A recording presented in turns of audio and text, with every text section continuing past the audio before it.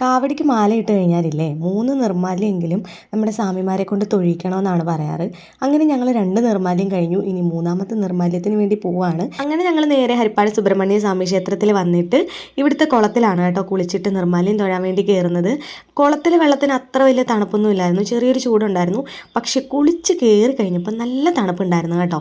നൈനൂട്ടിയാണ് ഇവിടെ വന്ന് കുളിച്ചത്. ഞാനും മനീഷേട്ടനും വീട്ടിൽ നിന്ന് കുളിച്ചിട്ടാണ് കേട്ടോ വന്നത്. എന്നിട്ട് ഇനി ഞങ്ങൾ നേരെ നിർമ്മാല്യം തൊഴാൻ വേണ്ടി അകത്തേക്ക് പോവാണ്.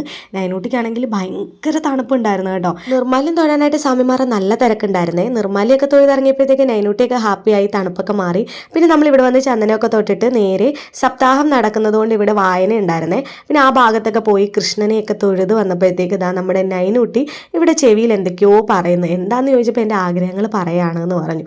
സത്യം പറഞ്ഞാൽ എന്താണ് ഇതിൻ്റെ ഐതിഹ്യമെന്ന് എനിക്കറിയില്ല. നൈനൂട്ടി പോയി ചെവിയിൽ പറഞ്ഞപ്പോഴാണ് ഇതെന്താണ് സംഭവം എന്ന് ഞാനും ചിന്തിക്കുന്നത്. എന്താണെന്ന് അറിയാവുന്ന ഒരു കമൻറ്റ് ചെയ്യാൻ മറക്കല്ലേ.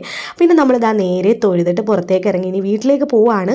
തിരിച്ചു പോകുമ്പോൾ നല്ല കാറ്റുണ്ടാവും, നല്ല തണുപ്പാണ്. അതുകൊണ്ട് തന്നെ നൈനൂട്ടിയെ മൂടി കെട്ടി പുതപ്പിച്ചാണ് കൊണ്ടുവന്നത് കേട്ടോ. അപ്പോൾ എന്തായാലും ഇന്നത്തെ വീഡിയോ എല്ലാവർക്കും ഇഷ്ടപ്പെട്ടു എന്ന് വിചാരിക്കുന്നു. അടുത്ത വീഡിയോയിൽ വീണ്ടും കാണാം. അതുവരെ എല്ലാവർക്കും ടാറ്റാ.